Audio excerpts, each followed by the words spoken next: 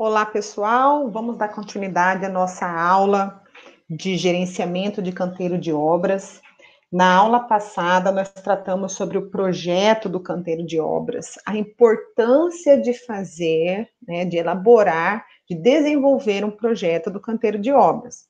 Então, só recapitulando, ele tem como objetivo a formulação e o arranjo de vários elementos, com o intuito de transformar uma área, um terreno, em uma unidade produtiva para fabricação, montagem de componentes que integram todo o empreendimento, toda a obra.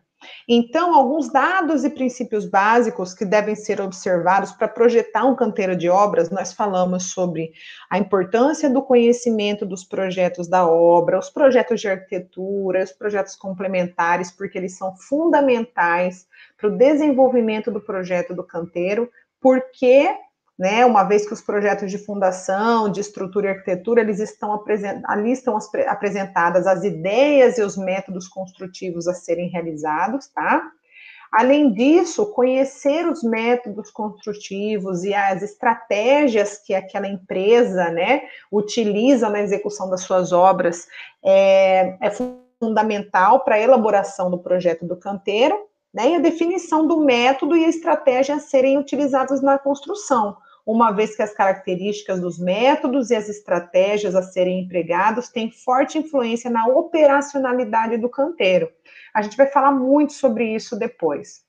Ainda o princípio da integração, onde eu apresentei para vocês essas duas figuras, essas duas imagens, que fala, a integração entre toda a cadeia da produção, as diversas atividades no canteiro, desde o recebimento, a verificação do que está sendo recebido, a estocagem, a própria identificação nessa estocagem, a produção, a inspeção de todos os processos, a armazenagem e transporte tem que estar integradas de forma harmônica e produtiva.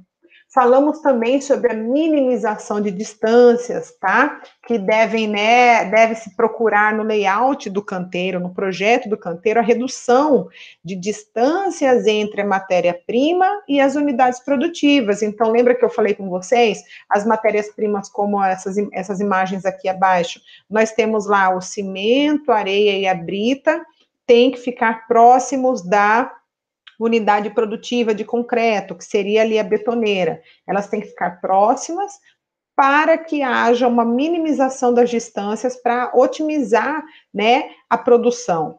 E aí nós vamos começar a tratar hoje sobre os dados contratuais, que é uma questão importantíssima, que muitas vezes na implantação do canteiro, os coordenadores, os gestores, os próprios engenheiros, arquitetos e responsáveis pelo canteiro, às vezes não dão tanta importância.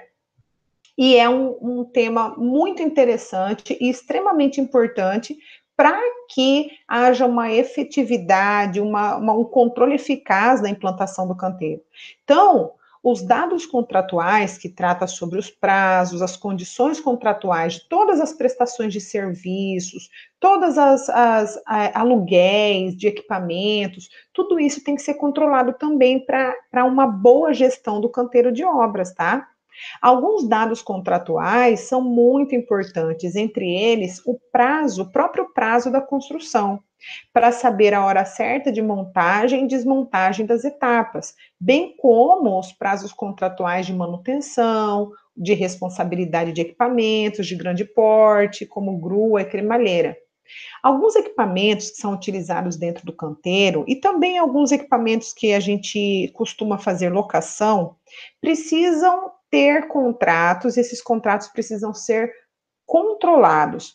Professora, mas como assim esses contratos precisam ser controlados? Por exemplo, pessoal, dentro de um canteiro de obra, quando é uma obra grande, de muitos pavimentos, a gente utiliza aquele equipamento chamado grua, que a gente vai estudar um pouquinho mais na frente sobre ele.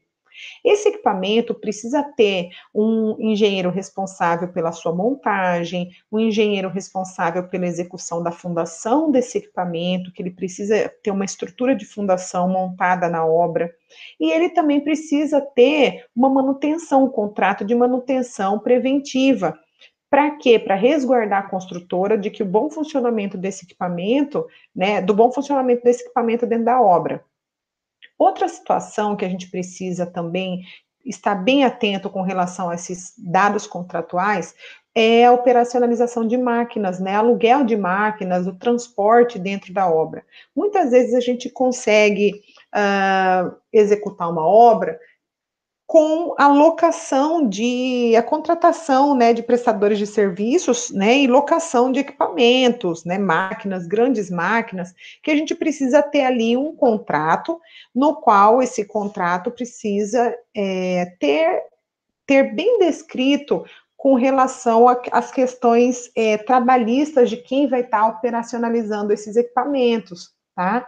Então, por exemplo, quando a gente faz aí a subcontratação dentro de uma obra, de uma empresa que trabalha com trator, com retroescavadeira, com guindaste, a gente precisa saber se o funcionário dessa empresa que a gente subcontratou, que está ali operacionalizando a máquina, o trator, essa retroescavadeira, se ele tem as questões de segurança no trabalho, né, de saúde e segurança no trabalho bem orientadas e também registrado certinho, né, de acordo com a lei.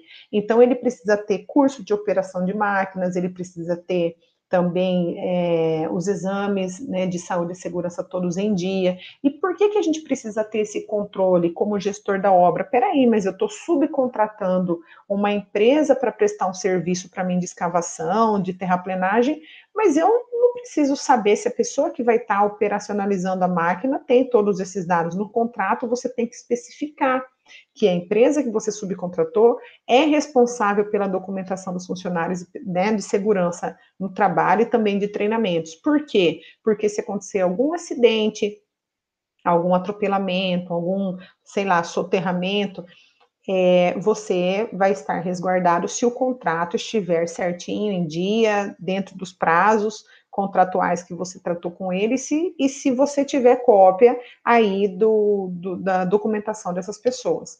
Então, essa questão contratual, ela é muito importante, principalmente questões, né, de segurança, questões de qualidade, questões também de fiscalização da obra, as questões legais da sua obra, tá ok? Então, vamos continuar falando mais um pouquinho aqui. Eu trouxe para vocês uma reportagem de 5 de janeiro de 2012, que aconteceu aqui em Cuiabá. Eu não sei se vocês têm conhecimento. Houve uma queda de elevador numa construção e nessa queda morreram duas pessoas, né, 2 operários, e 4 ficaram feridos. Então, tem aqui, queda de elevador em construção deixa 2 mortos e 4 feridos em Mato Grosso. Trabalhadores caíram de uma altura de aproximadamente 18 metros. Feridos foram levados para o pronto-socorro de Cuiabá. Então, uma obra que ficava ali na Avenida São Sebastião e tinha esse elevador cremalheira. Vocês podem ver aqui, observar a estrutura dele, aqui na parte de fora, né, do edifício, e esse elevador, ele teve um problema e caiu. Na época, faleceram 2 pessoas e 4 ficaram feridos. Então, segue aqui a reportagem para vocês. O elevador de um prédio despencou na manhã desta quinta-feira, dia 5, em um canteiro de obras no bairro Quilombo, em Cuiabá. De acordo com o Corpo de Bombeiros, 6 pessoas estavam no elevador no momento em que ele caiu, de uma altura de aproximadamente 18 metros. Conforme os bombeiros, 2 trabalhadores morreram na hora e outros 4 ficaram gravemente feridos. As vítimas foram atendidas por uma equipe do Serviço de Atendimento Móvel de Urgência, o SAMU, e encaminhados para o Pronto-Socorro Municipal de Cuiabá. Entre os feridos, 2 estavam inconscientes e outros 2 tiveram várias fraturas pelo corpo. Segundo o tenente Danilo Cavalcante, do Corpo de Bombeiros, o elevador estava muito alto e despencou com rapidez. É uma tragédia. Provavelmente, o cabo de aço deve ter escapado ou rompido. Só a perícia pode dizer o que aconteceu. Foquem nessa parte, tá, pessoal? Eles caíram do 6º andar de uma altura de 16 a 18 metros. As estruturas estavam aparentemente normais e a capacidade do elevador é de 8 pessoas, suportando até 800 quilos, detalhou a G1. De acordo com outros trabalhadores da obra que estavam no local, a estrutura não apresentou nenhum problema, inclusive tinha sido usada várias vezes na mesma manhã. O elevador estava normal, não teve nenhum problema quando subimos. Eu olhei lá de cima e ouvi os gritos de Celino Souza, que trabalha na obra há 4 meses. Em entrevista ao G1, Erli Roberto Lavor, que é engenheiro civil da obra, afirmou que o prédio passou por vistoria recentemente, inclusive com a liberação da Delegacia do Trabalho. Foi uma fatalidade. A obra passou por vistoria em dezembro e não foi constatado nada, nenhuma irregularidade. O elevador tinha 6 meses de uso, detalhou. Conforme o engenheiro, 25 pessoas trabalhavam na obra e as 6 vítimas usavam todos os equipamentos de segurança necessários. Uma equipe da perícia esteve no local e deve investigar as causas da queda do elevador. A previsão de entrega da obra é dezembro de 2012 e o prédio tem atualmente 12 andares e 3 ainda seriam construídos.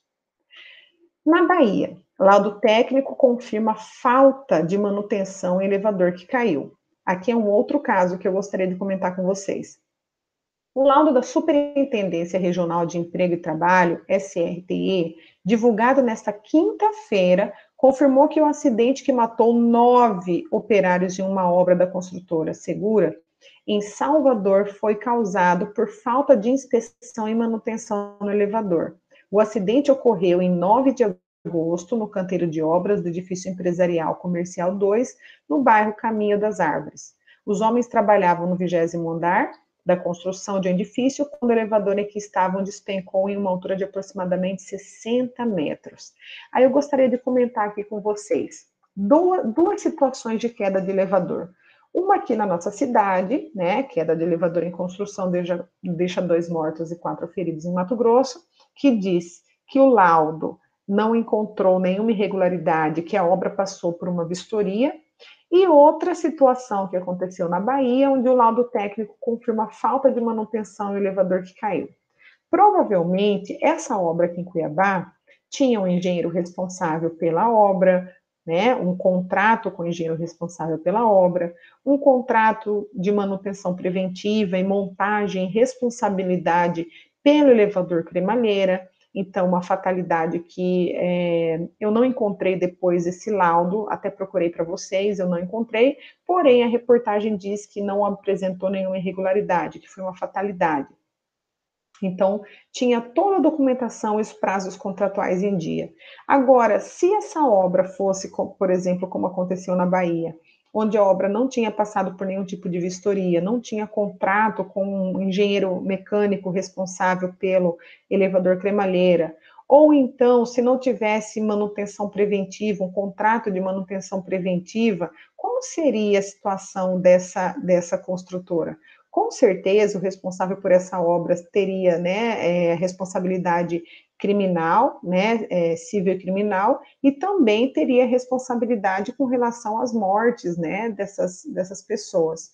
Então, pessoal, a importância desses prazos contratuais, dessas questões contratuais na obra, são, assim, indispensáveis, né, esse controle, essa conferência das datas dos contratos, o período da execução da obra, verificar se os contratos estão ainda, se tem prestador de serviço de qualquer empresa, que seja ela de manutenção, que seja ela de prestação de serviço, qualquer empresa que estiver dentro da obra, ou qualquer prestação de serviço que estiver dentro da obra, que tenha um contrato, esse contrato seja válido, tenha controle de vigência, para que não ultrapasse a vigência e aconteça aí situações como essa, tá? Então, a gente viu aqui que nesse laudo técnico que confirmou a falta de manutenção no elevador na Bahia, lá em Salvador, isso aqui gerou depois um processo enorme, a construtora com certeza teria que usar o seu seguro, mas infelizmente o responsável técnico e as pessoas responsáveis na obra, né, gerentes do canteiro aí, responsáveis pelo canteiro, tiveram problema na justiça. né? E aí fica marcado ali para o resto da vida. Então, são questões que a gente precisa se atentar. Muitos colegas não prestam atenção nessas questões contratuais, acabam contratando prestadores de serviços, contratando principalmente operadores de máquinas dentro das obras sem contrato, ou então faz um contrato ali simples e não presta atenção se a equipe ainda está dentro da obra e o contrato já terminou, né, findou a vigência. Então, é extremamente importante ter alguém responsável que fica ali na parte de gestão do canteiro de obras e que veja também essas questões contratuais, tá ok? Paralelamente, pessoal, existem outros parâmetros físicos que devem ser projetados. Então, a gente tem aí, ó, disposição de áreas de estocagem, quantidade de operários em cada fase da obra, né? A gente sabe que tem fases que a gente tem mais funcionários e fases que nós temos menos, né, funcionários. Áreas de vivência para esses operários, ou seja, alojamentos, os sanitários, cantina, refeitório e também área de lazer, por que não uma área de lazer para ter um bem-estar desses operários dentro da obra? Áreas de gerência e controle da obra, como escritório de engenharia, almoxarifado, segurança, estacionamento, áreas de beneficiamento, onde a gente pode fazer produção de concreto, concretagem de placas, né, e montagem, né, corte e dobra de aço, também a parte de marcenaria, carpintaria, quantidade e tipologia de equipamentos de transportes horizontais e verticais, fazer aí uma relação, né, e um tipo de controle, manutenção, que a gente vai ver um pouquinho mais para frente também dos equipamentos de grande e pequeno porte. Muitas vezes, as instalações de almoxarifados, de alojamentos e também de sanitários e os próprios refeitórios que são projetados para o canteiro de obras, eles devem ser feitos de forma modular, sendo aumentadas e modificadas à medida da necessidade ou então em virtude de inexistência de áreas disponíveis, como nós tratamos na aula passada. Quanto maior a nossa área disponível, nós temos uma facilidade para montar, né, essas áreas, essas instalações, para que elas fiquem até do início até o final da obra. Então, quanto menor a modificação, quanto menor o transporte dessas áreas de vivência, desses almoxarifados e alojamentos, né, quanto menor for essa modificação e essa alteração, né, nós temos aí uma efetividade no nosso controle do canteiro de obras. Se possível, encontrar áreas dentro do canteiro que elas permaneçam desde o início da obra até o final. Com o conhecimento dos dados, né, e princípios básicos, e também com os parâmetros projetados, torna-se possível a elaboração de um primeiro arranjo físico, ou seja, ali um anteprojeto, um primeiro arranjo que a gente identifica as principais áreas, e é através desse arranjo a gente faz uma discussão com toda a equipe para saber se aquele arranjo está atendendo o que a gente precisa e que deverá contemplar ainda as questões relativas à acessibilidade do canteiro e as vias de transporte horizontal no interior da obra. Como a gente viu aquela demonstração daquela imagem do canteiro que eu passei para vocês na aula passada, eu vou voltar um pouquinho, só para vocês perceberem.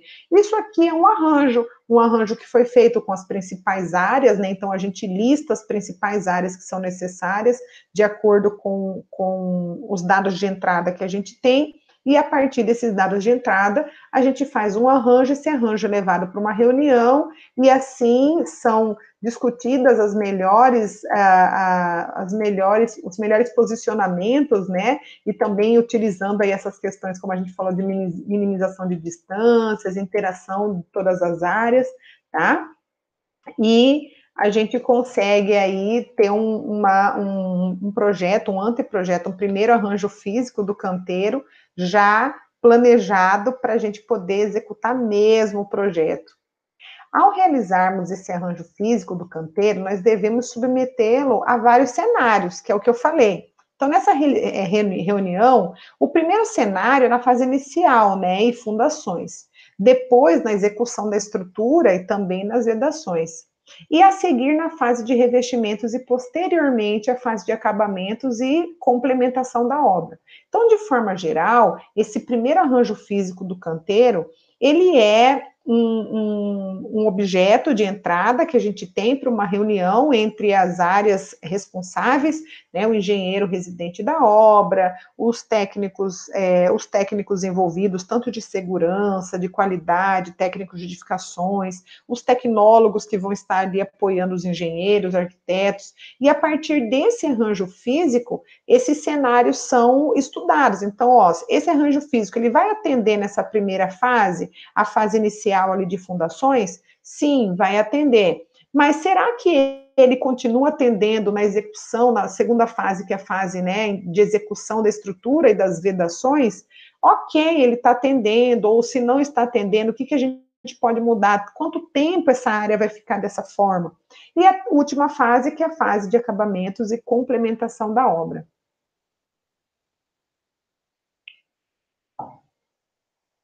Porém, pessoal, em cada fase, nós devemos registrar as alterações que, porventura, venham a ser necessárias, né? Porque muitas vezes, como a gente falou desde o início das nossas primeiras aulas, a gente não tem, é muito difícil encontrar um terreno perfeito com uma obra perfeita, com espaço disponível perfeito para a gente montar a nossa área de vivência. Já vimos, inclusive, algumas alternativas que nós temos quando não é possível fazer essa implantação do canteiro, né, no local da obra, que a gente pode alugar, fazer um aluguel de estrutura, de edificação vizinha, a gente pode também fazer o canteiro com container.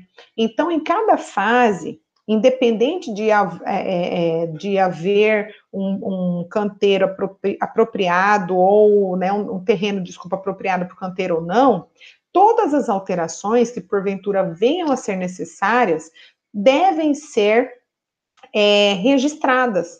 Devem ser registradas como? Fazendo a revisão desse projeto. Então, faz esse primeiro arranjo físico, ele é discutido, e aí a gente tem o primeiro projeto do canteiro. Esse primeiro projeto do canteiro, como nós falamos, deve ser divulgado, deve ser informado a todos os colaboradores, e a gente já viu também o porquê que é importante nós divulgarmos. Após as alterações, se ocorrerem alterações, esse projeto precisa ser revisado, ele precisa ser alterado conforme as alterações, né, e modificações que estão sendo feitas no canteiro. Então, realizando a verificação final das soluções previstas nesse arranjo físico, tá ok? Então, deve-se ter como objetivos principais em projetos de canteiros de obras o controle da produção e o aumento da produtividade, permitindo movimentações harmônicas entre os processos de trabalho, objetivando a redução de perdas e retrabalho nas construções. Então, o foco desse projeto, além da questão de segurança, de otimização, minimização de distâncias, também é a permissão, né, de movimentações harmônicas entre o processo de trabalho, objetivando a redução das perdas de desperdício, de cansaço, né, e fadiga dos funcionários e retrabalho também nas construções. Na fase de implantação do canteiro de obras, nós devemos desenvolver as ações que possibilitem tornar viáveis as atividades, né, de construção do terreno. Então, essas ações, muitas vezes, são praticadas junto a departamentos da prefeitura local e as empresas concessionárias de serviços públicos, motivo pelo qual devem ser objeto de antecipação por parte das construtoras para evitar atraso à construção.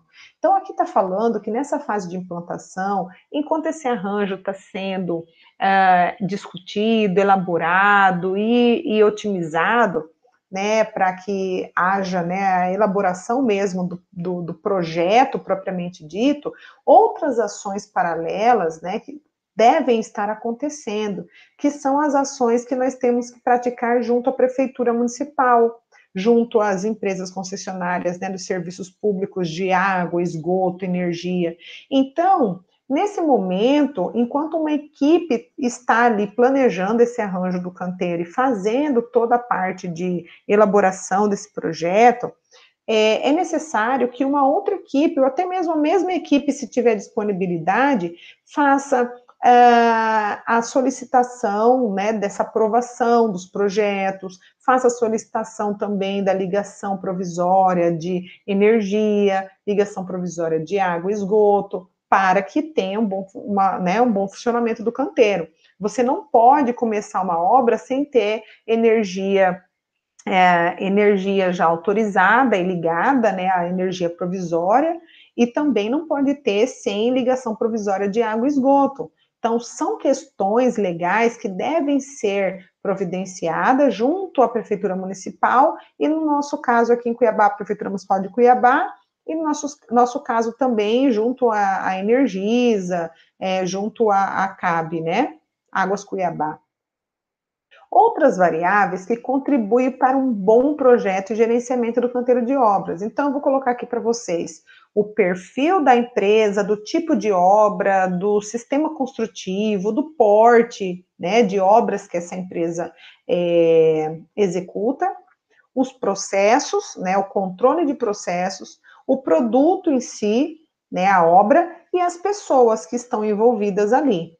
Então, a gente tem que entender que todos esses elementos, né, o perfil da obra, esses processos, a obra em questão, produto e as pessoas, eles devem estar integrados e estruturados, com base no planejamento estratégico da empresa para atingir as suas metas. Então, se você tem um canteiro de obras no qual você não tem aí claramente qual é o perfil da obra, qual é o processo construtivo, o método construtivo, o tipo de material que vai ser utilizado. Se você não souber quais os processos, ou seja, a sequência e interação desses processos, se você não souber qual é o produto final que vai ter, como que essa obra final aí, como que eu vou estar executando aqui, e quantas pessoas por etapa, qual é o tipo de profissional que eu vou precisar em cada etapa, eu não tenho nenhuma dessas áreas integradas, então eu não tenho como executar e como implantar um canteiro de obra que vai atender às minhas necessidades de otimização, de redução de desperdício e retrabalho.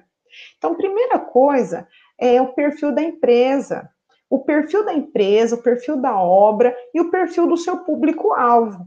É necessário identificar e ter claro qual o seu tipo de obra e qual o subsetor que atua para saber o que realmente será necessário para a implantação do canteiro. Por exemplo, definição do subsetor da empresa construtora e o tipo de obra, tipo de sistema construtivo que ela utiliza.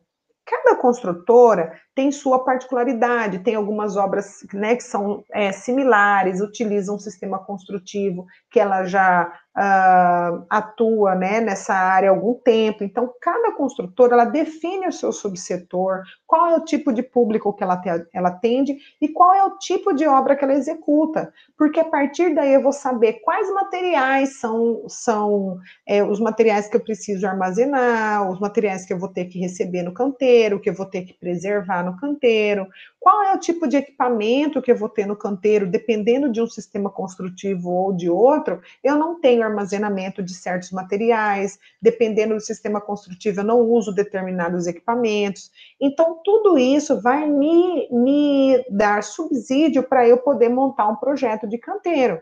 Então, por exemplo, aqui ainda dentro do perfil, a definição do subsetor da empresa construtora e o tipo de obra que ela executa, o tipo de sistema construtivo e também o tipo de cliente que ela pode atender. Então, eu tenho aqui, dentro da construção civil, só para fazer um panorama para vocês, dentro da construção civil, eu tenho 3 subsetores, tá? O primeiro é o subsetor de edificações, o segundo é o subsetor de drenagem, e o terceiro é o subsetor de pavimentação e obras de artes especiais. Cada subsetor desse tem um tipo de canteiro, implantação de canteiro a ser executado. Nenhum dos 3 possui a implantação de um canteiro que seja similar, porque cada um deles utiliza um tipo de material, cada um deles utiliza um tipo de maquinária, um tipo de equipamento, então eles são diferentes. Nós, no caso, trabalhando dentro do subsetor de edificações, nós ainda temos outras ramificações, como, por exemplo, para definir o perfil. É uma obra privada residencial? Essa obra privada residencial é unifamiliar ou é multifamiliar? É horizontal ou é vertical? Qual que é a classe que essa obra está pretendendo atender? É a classe alta, classe média ou classe baixa? Por que, professora, que isso vai influenciar no canteiro? Porque se for uma obra privada, residencial, processo de aquisição de equipamentos, processo de locação de máquinas, processo de compras pode ser diferente dentro do meu canteiro. Inclusive o processo de armazenamento. Dependendo da classe, a gente vai ver um pouquinho mais para frente, dependendo da classe, nós temos um quesito dentro do canteiro que é propriedade do cliente, que são peças exclusivas do cliente na hora da construção. A gente vai falar um pouquinho mais lá para frente. Também dentro do subsetor de edificações que a gente trabalha, nós temos também uma obra privada. Ah, saiu errado aqui, mas a gente depois eu corrijo para vocês. Uma obra privada comercial. A obra comercial é varejo atacado ou é obra hospitalar? Dependendo da obra, se é obra hospitalar, eu tenho equipamentos e eu tenho materiais de construção que precisam ser controlados de forma diferenciada. Forma diferenciada por quê? Porque eu estou tratando de obra hospitalar, eu preciso ter um controle maior com relação aos meus equipamentos, né, e aos materiais que estão sendo aplicados nessa obra. Então, o meu almoxarifado também tem que ser diferenciado. A implantação do meu almoxarifado tem que ser diferente. Ou é uma dentro ainda da edificações, é uma obra pública residencial, unifamiliar, horizontal ou vertical, são casas populares? Quais são os materiais que eu vou utilizar? A obra pública, o processo de compras, o processo de almoxarifado também é diferente, né? O sistema de controle é diferenciado do que uma obra privada residencial, do que né, entre residencial e privada residencial e pública residencial. A prestação de contas é diferente, o recebimento do material é diferente, tá? Ainda tem obra pública hospitalar, escolar, órgão público, e cada um deles tem a sua especificidade, a sua particularidade, um sistema construtivo que a construtora vai optar, e esse sistema construtivo também vai influenciar na montagem do seu canteiro. Então, eu vou fazer aqui com vocês uma análise do perfil de algumas construtoras que atuam ou atuaram aqui em Cuiabá, que vem atuando há alguns anos aqui em Cuiabá, para vocês entenderem a diferença que a gente pode ter na montagem e implantação do canteiro, também por conta do perfil da empresa, do perfil da obra e do seu sistema construtivo. Vou apresentar aqui para vocês uma empresa que todos nós conhecemos, que é a MRV Engenharia. Todo mundo sabe que a MRV Engenharia constrói esse tipo de obra, né, padrão residencial, multifamiliar, em que nós temos até como eu disse, uma padronização. Qualquer lugar que você for no Brasil, ou aqui na região centro-oeste, em várias cidades, você encontrar uma obra da MRV, você sabe que é uma obra da MRV, porque ela tem uma padronização no seu processo construtivo, no seu estilo de projeto, nas suas obras. Então, a gente tem um padrão aí de apartamentos, que são, nesse caso aqui, apartamentos de 2 quartos, sendo atendidos por um banheiro. Temos também uma sala pequena, que é integrada aí com a cozinha e também área de serviço. Geralmente, esses projetos deles são com área em torno de 45 a 60 metros quadrados, e é um padrão de obras que eles têm. Então, quando eu defino o perfil da MRV Engenharia, eu sei que ela é da construção civil, do subsetor de edificações, ela atua em obras residenciais, de característica multifamiliar e também vertical. Eu sei que o público-alvo da MRV Engenharia é renda média, primeiro imóvel, né? Primeira casa própria, primeiro imóvel próprio, e eu sei que o sistema construtivo dela é alvenaria convencional.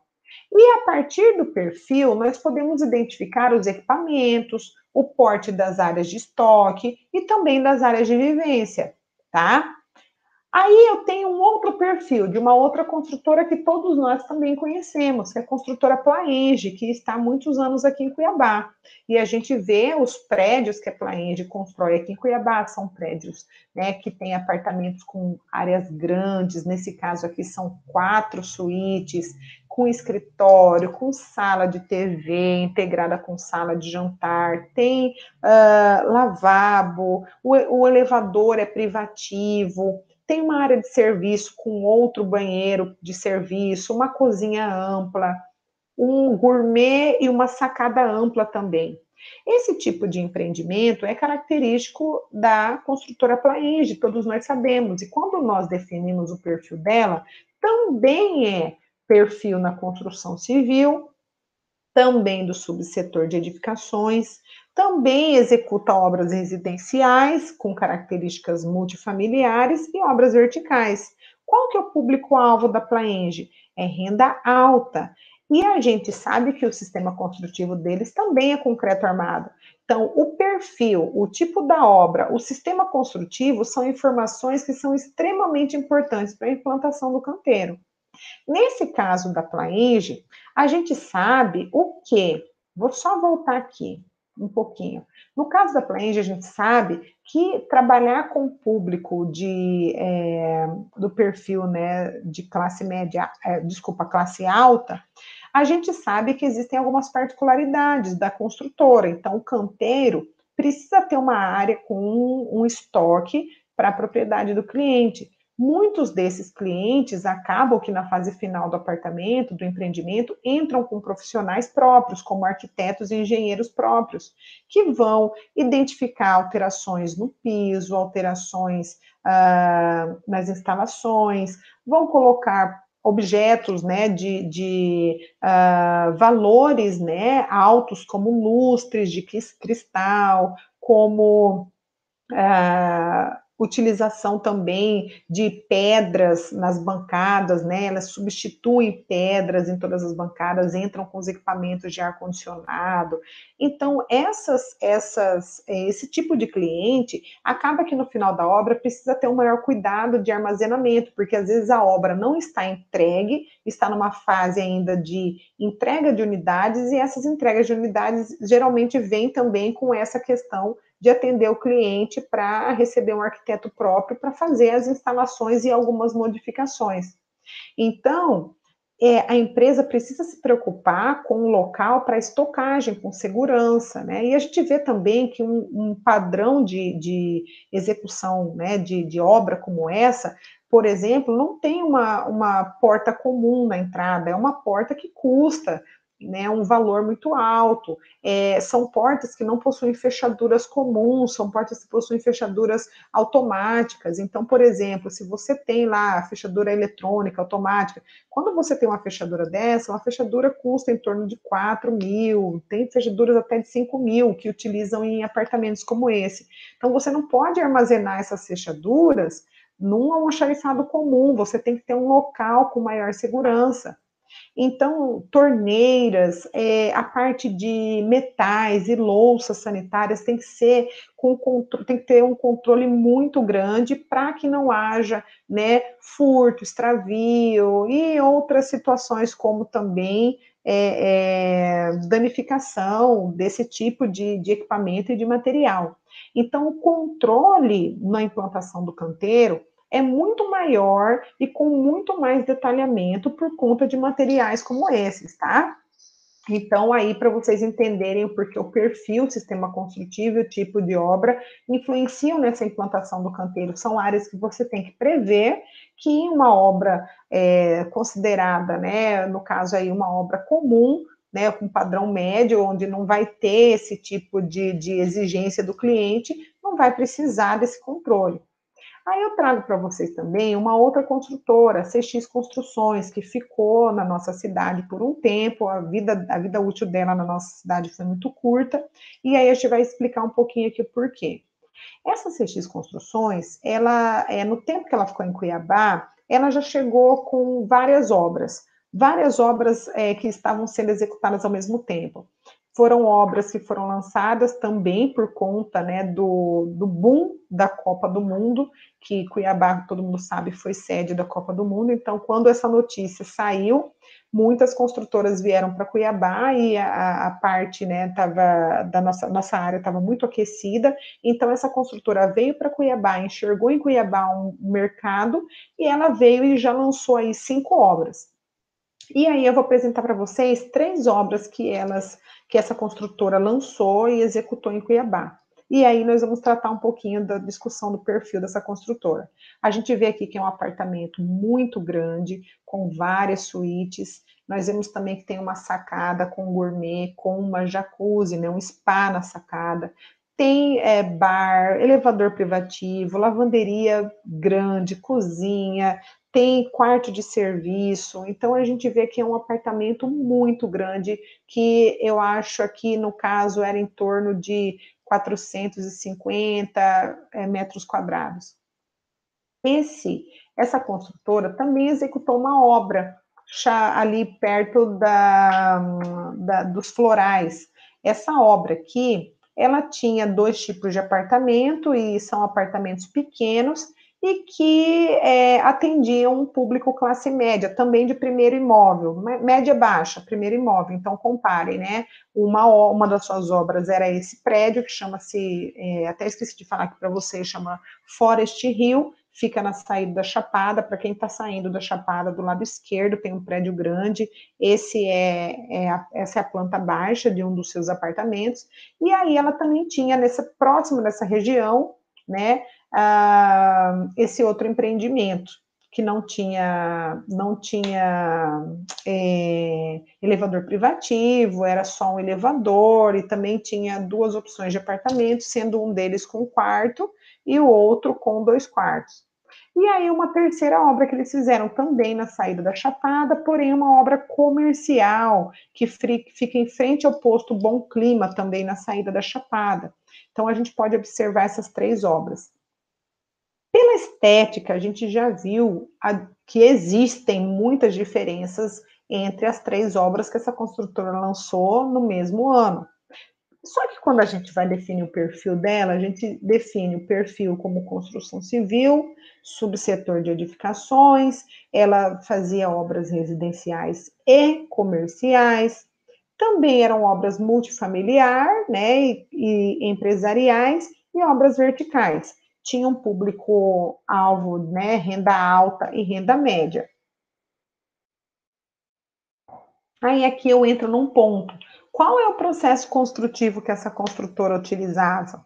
Não era padronizado. Então, na primeira obra, a gente tinha concreto armado e alvenaria de vedação comum, que é a obra do Forest Hill na saída da Chapada, aquele prédio grande, essa planta grande que nós vimos. O segundo empreendimento, que era aquele predinho menor, com apartamentos bem menores, de 1 quarto e 2 quartos, foi executado em alvenaria estrutural. E aí nós tivemos também, né, nessa terceira obra, que era a obra comercial, a execução de placas de concreto pré-moldadas. Então, toda a vedação desse prédio comercial foi feito com placas de concreto pré-moldadas. Cada canteiro dessa construtora foi implantado de uma forma diferente. Cada canteiro necessitava de uma pessoa que coordenasse esses processos dentro da construtora. Eu cheguei a fazer parte, né, de algumas avaliações dessa construtora na época, e nós tínhamos muitas dificuldades de poder padronizar os processos, porque cada obra, cada implantação de canteiro era diferente da outra. Então, nós tínhamos nessa primeira obra uma obra muito grande, com particularidades, né, com pedras que estavam chegando da Europa, corrimão que estava chegando dos Estados Unidos, do cliente tal, torneiras, louças importadas. Então a gente tinha que ter um cuidado assim extremo com as peças. Nós tivemos também clientes de algumas unidades que acabaram dentro do canteiro, né, guardando alguns materiais, como por exemplo, trocaram todo o piso do apartamento, ainda em fase de entrega, trocaram todo o piso do apartamento e aí utilizaram madeira de demolição que vinha de São Paulo, é, do antigo feudo, e aí essas madeiras foram utilizadas e eram madeiras certificadas, então tinha que ter um controle muito grande. Nesse segundo empreendimento que eles fizeram em alvenaria estrutural, o canteiro era totalmente diferente, porque a gente tinha que segregar todas as peças estruturais, não tinha mais essa central de armação, como tinha no primeiro, não tinha também essa questão de ter um almoxarifado só para as peças de alto valor, como fechaduras, né, no primeiro. Porém, esse terceiro empreendimento foi o que deu mais trabalho, porque a gente precisava de uma área muito grande para fazer a moldagem das placas. Então, tinha uma central de produção das placas de concreto pré-moldadas, e ali a gente tinha que trabalhar com controle da qualidade, ensaios laboratoriais, coleta de corpos de prova, cuidado com a cura dessas placas. Depois, essas placas tinham que ser içadas e soldadas, né? Na estrutura na parte estrutural desse prédio para fazer a vedação. Então, tinha uma questão de transporte vertical, transporte horizontal, controle tecnológico muito grande. Então, inclusive, essa construtora, por falta de planejamento, acabou não se solidificando em Cuiabá. Ela não existe mais. Mas, para vocês entenderem, as diferenças que haviam dentro de uma mesma construtora, por conta do sistema construtivo que não era padronizado, não era definido previamente, e a gente tinha vários problemas com relação à implantação do canteiro e vários problemas de armazenamento também. Problemas de funcionários também nós tivemos por conta, né, dessa questão da definição do seu perfil e do tipo de obra. Muitas vezes, quando a gente faz a implantação do canteiro para uma mesma construtora e ela tem duas obras, a gente tem vários problemas com relação à entrega, logística de material. Muitas vezes o material para uma obra acaba sendo entregue em outra, e aí essa conferência de material gera alguns problemas. Então, essa implantação dependia de um controle. Essas implantações, na verdade, dependiam de um controle muito rígido e também um controle com relação aos softwares que a empresa utilizava, tá? Então, para vocês entenderem a importância do perfil da consultora na montagem do canteiro. Aí nós temos também a influência da definição, né, do perfil. Então, a gente tem que a MRV e a Plaenge, apesar de diferentes, né, a gente viu que o público é diferente, o tipo de projeto é diferente, mas elas definiram o perfil e o seguiram como estratégia. Elas administraram seus serviços de forma sólida, aprimorando seus padrões dentro do canteiro de obras. Então, por exemplo, o mesmo funcionário que você treina num procedimento de identificação, de segurança do trabalho no canteiro de obras, aqui em Cuiabá, numa obra da MRV, no centro de Cuiabá, e se você quiser que esse funcionário seja aproveitado, ou vá para quando terminar essa obra, vá para outra obra da MRV em Várzea Grande, ele já vai treinado, ele já vai saber os processos do canteiro, ele já vai saber onde que ele pode circular, a padronização das placas, da identificação, como que organiza material, como que recebe, o que pode, o que não pode, como que deve fazer o controle de equipamentos e ferramentas. Então, o mesmo funcionário, ele consegue se adaptar nas obras, porque a empresa definiu o seu perfil, né? E escolheu o seu perfil como estratégia, né? O sistema construtivo. E a mesma coisa para a Plaenge. Quando a gente fala da CX Construções, que não se solidificou no mercado, ela não definiu o perfil e nem o sistema construtivo como um alvo. Então, ela não conseguiu administrar os serviços dela de diferentes especificidades e os sistemas construtivos utilizados no canteiro. Então, essa construtora, ela acabou deixando a desejar, porque cada canteiro ela tinha que fazer todo o processo de implantação novamente. Então, o conhecimento do perfil, do sistema construtivo, não pode ser uma informação apenas dos gestores, ela deve estar bem clara para todos os funcionários da empresa.